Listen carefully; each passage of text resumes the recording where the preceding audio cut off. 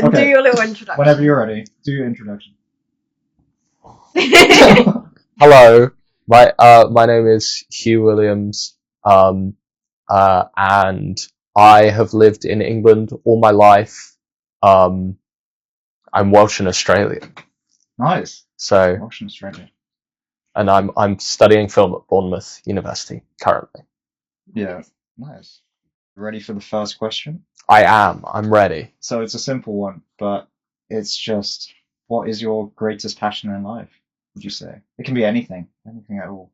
I want to live in Florida or Louisiana in a little cabin, a little shack on the bayou, or in the Everglades, or just on a swamp where it's hot and humid, and I'll have a little boat and I'll play banjo music on the porch in a rocking chair. That's so cool. That's. So when did you sort of have this realization of this is the place that you wanted to live? Was it something that you'd been thinking about for a long time, or have you been to there before? Is that what sort of sparked that interest? So my family and I go to Florida every 4 years or so, just as family holidays, and we generally only go to the urbanized areas like Orlando, near the theme parks. Yeah. But I've always had a real fascination with Americana stuff, just like Route 66 and old older Americana music, artists like Randy Newman and John Hartford, and the band, Bob Dylan. I love that kind of feeling, and I also but I'm someone who gravitates towards kind of slightly darker, more, I guess, kind of spooky stuff. And so the idea of a swamp with Americana elements just for some reason calls to me, like Princess and the Frog, or there's just a lot of Americana stuff, and I've been to Florida and I love the climate there. It's not, I couldn't really say why. A pinpoint. It's sort of like the whole atmosphere vibe. I intend to learn to drive at some point and get an old, a Dodge Charger or something, like a box car. Nice. And kind of drive. Well, I would want to do from Washington State through California all the way to Florida, along the south of America. But especially, I want to see wild Florida. I want to see small town Florida, and I know it's quite redneck. I know it's quite it's not always, it doesn't always get the best rep, but got it. I think there's something like, sorry. I just didn't expect that. I don't know. I'd want to see small town America, especially in those more humid climates. So Louisiana, Florida, probably not the Bible Belt as much, because they're really racist, and I don't like that. But I think I definitely want to explore it, and I don't have any specific places in mind. I guess Gainesville and New Orleans, obviously, and the bayous around there. But I think I'd want it to be a thing I explore. Yeah. Just take it a day at a time and find places that interest me. Definitely, yeah. So what sort of steps are you taking towards that sort of passion? I know you mentioned music, and I know I guess you've looked into these places, but what sort of do you do on the other side of the pond in the UK that sort of reaffirms that you do want to go there and live there in the future? To be honest, but also it's a hard thing. It's difficult to prepare for, because I guess to be honest, a lot of it is manifestation. Not I think that if I think about it enough, I'll be in Southern America. But I think a lot of it is I listen to a lot of bluegrass and kind of voodoo and Dr. John and the Neville Brothers, and like I said, John Hartford and Randy Newman. A lot of stuff like that really kind of helps me just kind of it's a thing where I'm not sure how much I really am doing to achieve it. It's kind of like a far off thing that I know I want to do one day. Yeah. And it's kind of like a goal. It's kind of like a thing that keeps me going. It's like a dream destination. Yeah. It's when I'm struggling, that's what I like laser focus on. Sort of like your happy place. Yeah, exactly. Yeah, that's nice. It's really nice. When you like talk about, sorry, did you? Oh, I was just going to ask if you've been to other places in America, like with your family as well, like beyond Florida or that kind of state. No, actually, just back there. Yeah, but that's the other thing is maybe if I went around enough, I would find that there's other places I like just as much or even more. I imagine I'd love Nevada and California. Yeah. I really like the desert. But no, I've mainly been around Florida, so it's it could just change, then. it's just a thing of, and you know, God forbid, but maybe I'll go there and I'll hate it. I don't know. We'll see. We'll find out one day. Definitely, yeah. You touched on like the music of like from that area, bluegrass music. What got you into that music? Was it because you visited these places, or did you listen to the music beforehand, or was it sort of like separate things and then they sort of came together?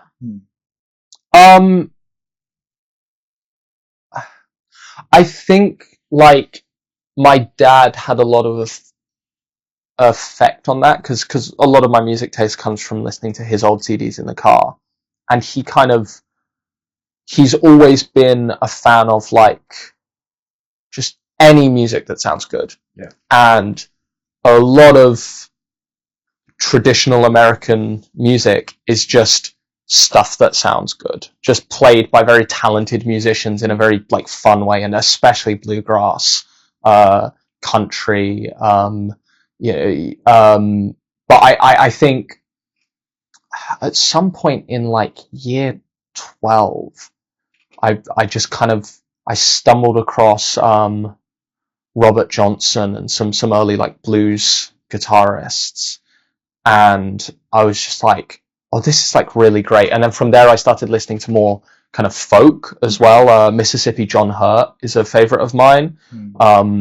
And Elizabeth Cotton.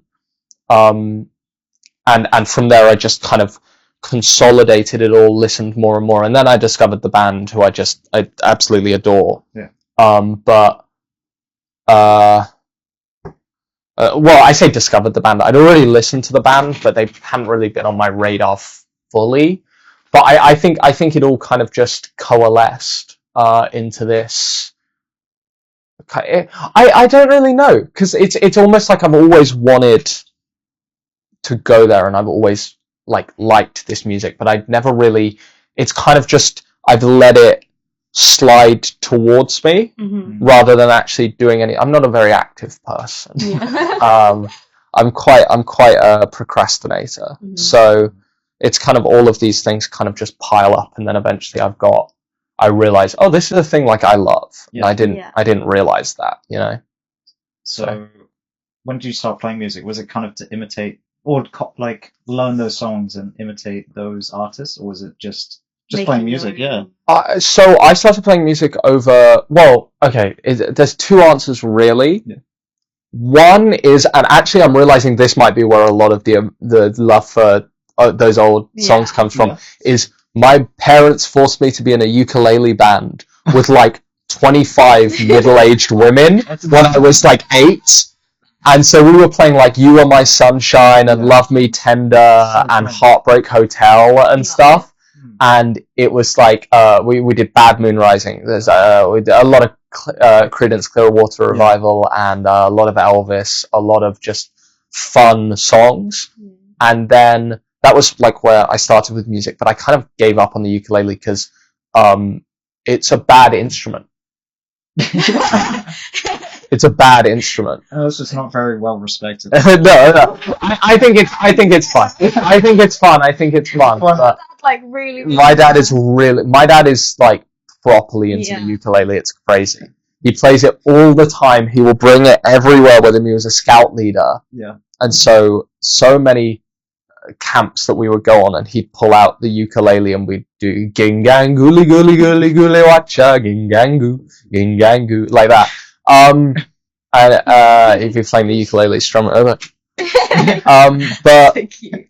yeah, I thought it was annoying. But in lockdown, we had a bass guitar in our basement that a neighbor had left with us. Mm. And I picked it up and I started playing Brown Eyed Girl by Van Morrison. I just had heard that song so many times, and I played it in ukulele, and I just did that dum dum dum dum dum dum dum dum dum dum dum, and I kind of figured it out, and I was like, this is quite fun. Yeah. And I just kept playing stuff. I did The Love Cats by The Cure, I did Psycho Killer by Talking Heads, I did some Joy Division stuff, and then listening to Joy Division was what got me into music, like, properly, because I had listened tangentially to stuff. Yeah. My music's changed a lot. My music tastes have changed a lot. Or not changed, grown. Yeah. Because it's not like I don't like the stuff I started listening to. I still love New Order's probably my favourite band. But then I listen to the Beach Boys a lot. I can't believe I haven't mentioned the Beach Boys yet. Yeah. I was like waiting. I was like, this is not like it. Where's Brian Wilson in all of this? Yeah, I mean, I think what it all comes down to, what I'm realizing is, I didn't have a plan coming into this. I knew what the question was going to be, but I kind of wanted to freeball it, and I'm regretting that a little bit. No, it's been so good. Well, thank you. Exactly the same as the other ones. But I feel like I've not been super focused. But I think what I'm realizing is that my passion is this kind of atmosphere of you would call it Americana, I guess. Yeah. Just I maybe I specified too quickly. I specified the swamp and the dark, but honestly, any Americana, I love it for whatever reason. Yeah, I love Twin Peaks. I love Cars. Yeah. I love the original Cars. I love Cars 2. Even though Cars 2 isn't that, I just think it's a fun movie, and I think people hate on it too much. People die in that film. The guy gets crushed into a cube. Yeah, it's so cool. Yeah. There's a bit where one of the cars makes a your mum joke to another car, and so they blow him up. They have to kill him. Yeah, they kill him. Straight up actually just kill him. And you see his tire roll. Well, yeah. It's a U. It's a U? I think it's a U. Oh, okay. The first one was, but... Yeah. Yeah. That's a good tangent. But yeah, I just love Americana stuff. Yeah. I really do. I think it's cool. I definitely agree with that as well. I like a lot of Kurt Vonnegut and David Lynch. Yeah. Confederacy of Dunces is one of my favorite books. It's all about that kind of... I don't know. Maybe it's just because I've never been to those kind of places, so I'm kind of fascinated with it. Yeah. And you've not been to those kind of specific places. I think for me it's because I've caught a glimpse. Yeah. But I haven't seen the whole picture, and I'd love to know more. I'd love to know more because it's been such an ever-present thing. Those old Disney films and Randy Newman especially. My dad has always loved playing Randy Newman, and I listened to his album Sail Away, and it was just like, oh my god, this is incredible. Second question. Okay. Oh my goodness. If you're ready for question 2. I don't know. So what do you think is getting in the way of you pursuing that passion? Like, what do you think is stopping you, or what are the factors that are preventing you from being there right now? Yeah, why can you not be at that place that you want to be? How real do we want to go with this? I don't know, just think of things, like any obstacles you can think of. Okay, to you. There's the obvious geopolitical reasons. Yeah. Donald Trump is a fascist, and I don't think that he should be as old as he is, if you catch my meaning. Yeah. I don't like to put a label on my politics, but they're definitely quite left-leaning. Yeah. I feel that it would be difficult for me to get into the country right now. Yeah. So that's kind of the main obstacle for me right now, but I'm hopeful that we're going to see a drastic change in how that situation is playing out. A lot more empathy, a lot more just compassion generally to people who are struggling more than a lot of the people hurting them could ever even conceptualize. And there's just it's a country that currently lacks a lot of compassion and a lot of willingness to do the right thing.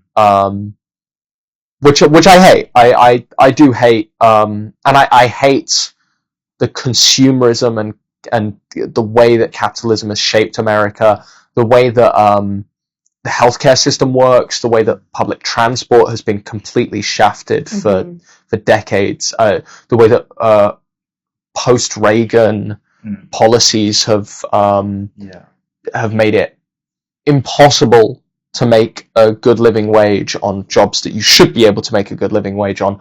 A tipping culture is awful. I think a lot of the actual culture of America I hate. And I think this is the thing I struggle with a lot with my love for Americana, is that I'm aware that it's very romanticized. It's very, Americana, when I think of it, it's like 50s, 60s America. That was not a good place for black people, for immigrants, for gay people, for trans people, for women. It was, and in a lot of ways still is, just a horrible country for, and obviously you can say, oh, well, it's better than some places, but it's like, yeah, but like, I don't know, like being nude in a river is better than being like under a guillotine. It's not like good. What the hell? What was that? That was it. I mean, you get what I mean, though, right? Spoken like a true poet. But I think it's kind of a thing that I have to acknowledge, is that my romanticized Americana is a nightmare for a lot of people, and I'm very privileged to be able to look at that fondly, because I don't look at the time fondly. I look at some of the specific cultural pieces, and a lot of those are things that were created or what's the word, not engineered, developed, just fostered over. Fostered, but by the black community in America. Blues music, folk music, country music, just like such an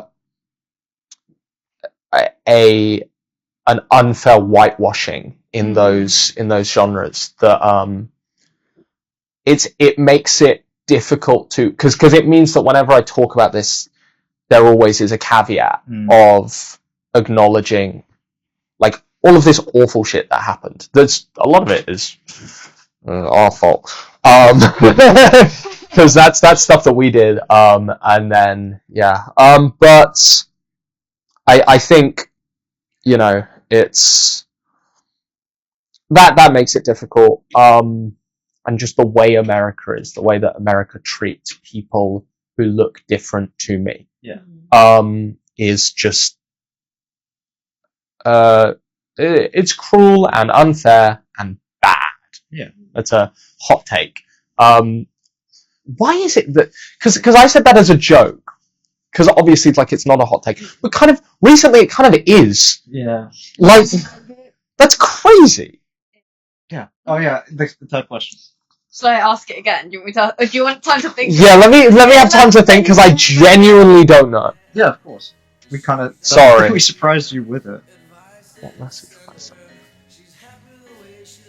I would just sing the entirety of the song "They're Gonna Tear Down the Grand Ole Opry" by John Hartford. Okay. And I'd see what people do with that.